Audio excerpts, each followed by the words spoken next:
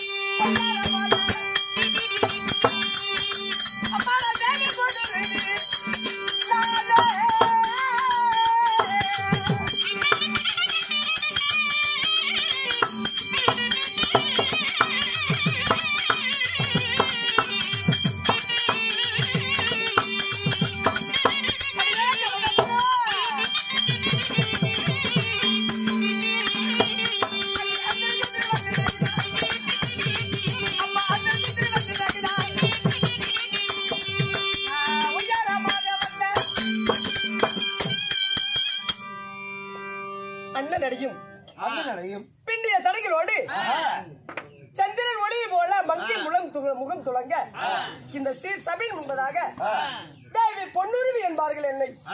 அம்மா ஏண்டி அப்படி பேரோ பொன்னுரியாக இருப்பினும் உன்னை பெற்ற தாய் தந்தை யாரு? என் பெயர் பொன்னுரியாக இருந்தாலும் எப்படி வளர்ந்த என்னை பெற்ற தாய் தந்தைகள் யார்? அம்மா கனகாமரம்.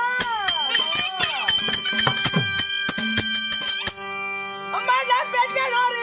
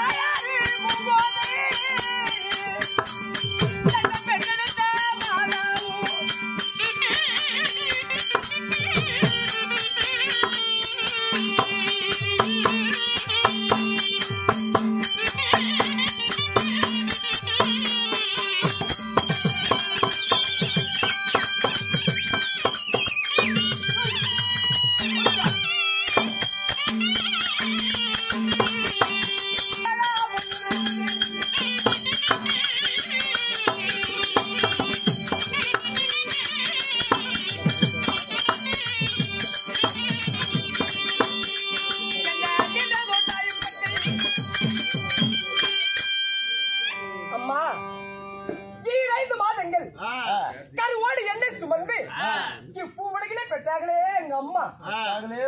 என் தாய் பூங்கோதை என்பார்கள். தந்தையின் பெயர் பொன் அரசன் என்று சொல்லக்கூடிய பொன்ராஜன் மகள் என் அன்போடு பருவமடைந்த எனக்கு முதலாக பெண் கேட்க யார் வந்தாங்க தெரியுமா?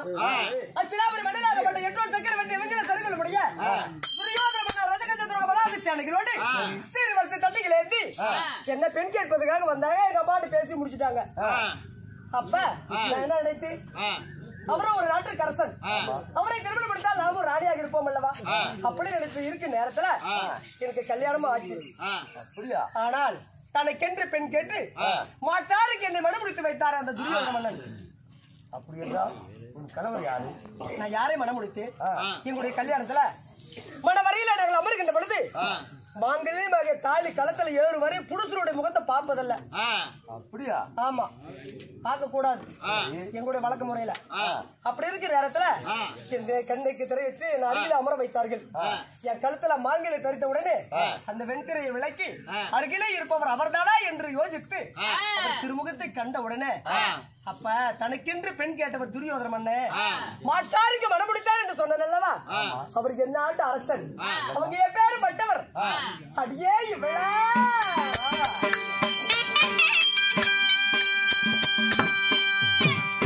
அடி என்ன மாலா நல்லோ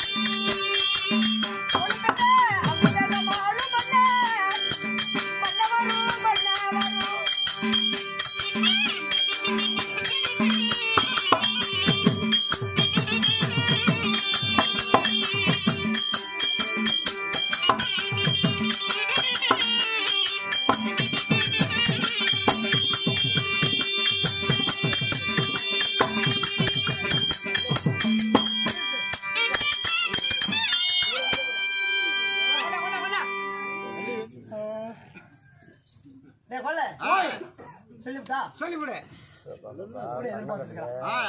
அவர்தான் கருணராஜன் என்பார்கள். நல்ல டாக்டரா பாரு. அந்த கருணராஜனை மனமுடிக்க கூடி வாழ்ந்து ஒரு குழந்தைக்கு நான் தாயோடு என் மகனாக விஸ்வகேதுவை அன்போடு பெற்றெடுத்து அப்படி பெற்றெடுத்து எல்லா காலம் அவரோடு இருக்கின்ற காலத்தில் இப்ப நானும் என் மகனாகப்பட்ட விஸ்வகேது எங்க இருக்குன்னு தெரியுமா? எங்க அப்பா அம்மா வீட்டுல நாங்க தனிமையாய் வாழ்கிறோம். ஏமா புருஷனை பிரிந்து வாழக்கூடிய காரணம் என்ன? அவர் குலம் அறிந்தேன், என் கொண்டவனை நான் பிரிந்து. அவர் என்ன குலம்? அவரும் ஒரு நாட்டுக்கு அரசன் தான் என்று அன்னைக்கு துரியோதன மன்னன் பெண் கேட்டார். ஆனா கர்ணனை மனமுடித்து வைத்தார். நான் நாட்டுக்கு அரசன் தான் ஏத்துக்கிட்டேன். சில ஆண்டுகள் வாழ்ந்த பிறகு அன்பான ஒரு மகனை பெற்றெடுத்து சீரோடு சிறப்போடு நாள் ஒரு மணி பொழுது வளர்த்த நேரத்துல இப்ப நான் தாய் தந்தை வீட்டுல என் மகனோடு தனித்து இருக்க காரணம் அவர் குலம் அறிந்தேன்னு சொன்னேன் அல்லவா? அவர் என்ன குலம்? அவர் ஏன் அவர் நான் பிரிங்க? நானும் ஒரு சத்திரிய பெண். ஆனால் அவருடைய குலம் என்ன, அவருடைய தாய் தந்தைகள் யாரு தெரிந்த பிறகு தாண்டி அவரை விட்டு பிரிந்து. என்னமா குலம்? அவர் ஏன் காரணம் என்ன? அம்மா அவர் யார் தெரியுமா? கடகபுரம்